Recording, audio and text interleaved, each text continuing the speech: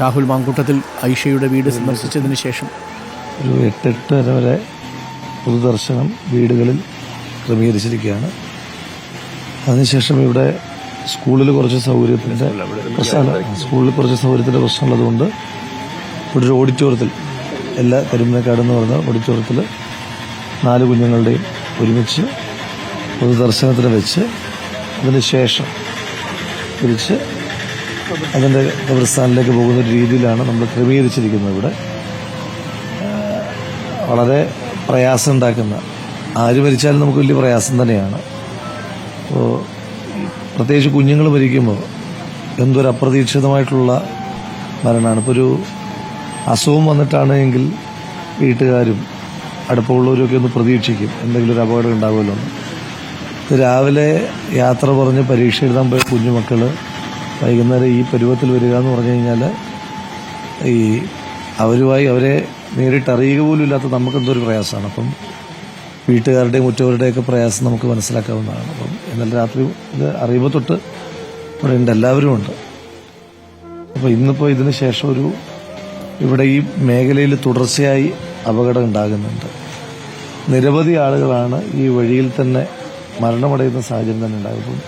1 മാസം പോലും ആയില്ല, ക്ഷേത്രത്തിനടുത്ത് 5 ആളുകൾ, 5 ചെറുപ്പക്കാർ അന്ന് ഇതുപോലെ മരണപ്പെടുന്നൊരു സാഹചര്യം ഉണ്ടായി.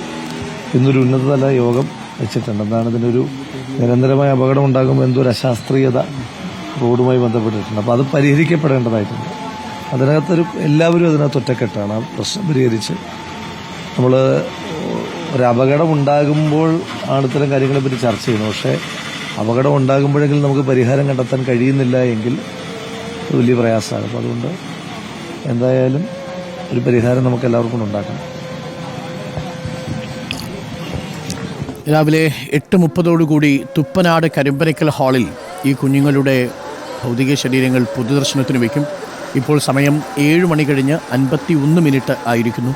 ഇനി ഏകദേശം 40 മിനിറ്റോടുകൂടി മാത്രമാണ് ഇവർക്ക് അവരുടെ വീടുകളിൽ അന്ത്യയാത്രാമൊഴിയേകി ഈ ചില്ലുപെട്ടിയിൽ കിടക്കാൻ കഴിയുക.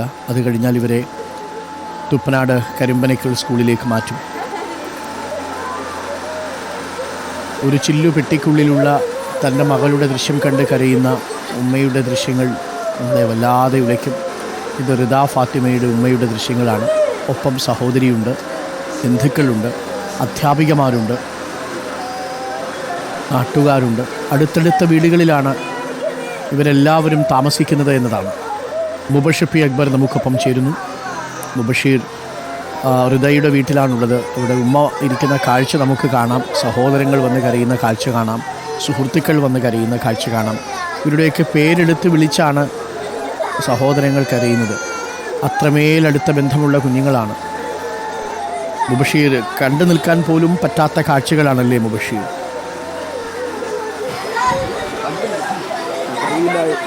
എന്നുള്ളതാണ് ഏറ്റവും ഒരു തരത്തിലും കണ്ടു നിൽക്കാൻ കഴിയാത്തൊരു കാഴ്ച. റിദ ഫാത്തിമയുടെ വീട്ടിൽ നിന്നും റിദ ഫാത്തിമയുടെ കൂടെ പഠിച്ച സഹപാഠികൾ ചെറുപ്പം മുതൽ ഈ കുട്ടികളോടൊപ്പം പഠിച്ചു വന്നിരുന്ന കുട്ടികൾ അല്പസമയം മുമ്പ് ഇവിടെ എത്തി അവസാനമായ ഒരു നോക്ക് കണ്ട സമയത്ത് കണ്ട കാഴ്ച അത്രത്തോളം ദയനീയം, സങ്കടപ്പെടുന്ന കാഴ്ച തന്നെയായിരുന്നു. അരുൺകുമാർ പൊട്ടിക്കരഞ്ഞ് ഇപ്പോഴും റിദ ഫാത്തിമക്കരികിൽ റിദ ഫാത്തിമയുടെ കൂട്ടുകാർ, സഹപാഠികൾ കാത്തു നിൽക്കുന്ന കാഴ്ച,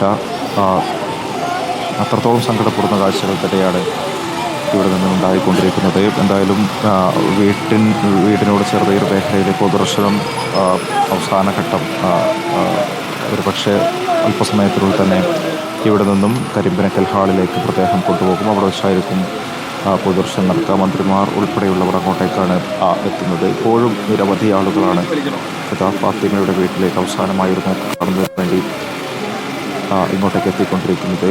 നേരത്തെ ആംബുലൻസ്, മൃതദേഹം വഹിച്ചുകൊണ്ടുള്ള ആംബുലൻസ് എത്തുന്നതിന് മുൻപ് തന്നെ നിരവധി ആളുകൾ ഈ വീട്ടിലേക്ക് എത്തിയിരുന്നു. പല മേഖലകളിൽ നിന്ന് ഈ മക്കളെ അവസാനമായൊരു നോക്ക് കാണുന്നതിന് വേണ്ടി ഒരു മേഖലയിലേക്ക് എത്തിച്ചേർന്നിരുന്നു.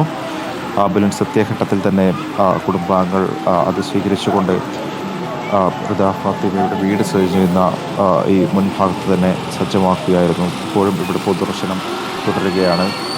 ഏറ്റവും സങ്കടപ്പെടുത്തുന്ന കാഴ്ച അരുൺകുമാർ പറയേണ്ടത് ഈ കുട്ടികളോടൊപ്പം പഠിച്ച മറ്റു കൂട്ടുകാർ, സഹപാഠികൾ അവരെത്തി ഈ മൃതദേഹം കാണുന്ന സമയത്ത് അവർ വിങ്ങിപ്പൊട്ടുന്നത്, പ്രകൃതിയും അവരോടൊപ്പം കരഞ്ഞു പോകുന്ന കാഴ്ച. ചെറിയ ചാറ്റൽ മഴയുണ്ട് ഈ ഒരു മേഖലയിൽ. എങ്കിലും ആളുകളൊക്കെ തന്നെ കാത്തു നിൽക്കുകയാണ് ഈ മക്കളെ ജീവനറ്റ ശരീരങ്ങൾ അവസാനമായി ഒരു നോക്കി കാണുന്നതിനു വേണ്ടി.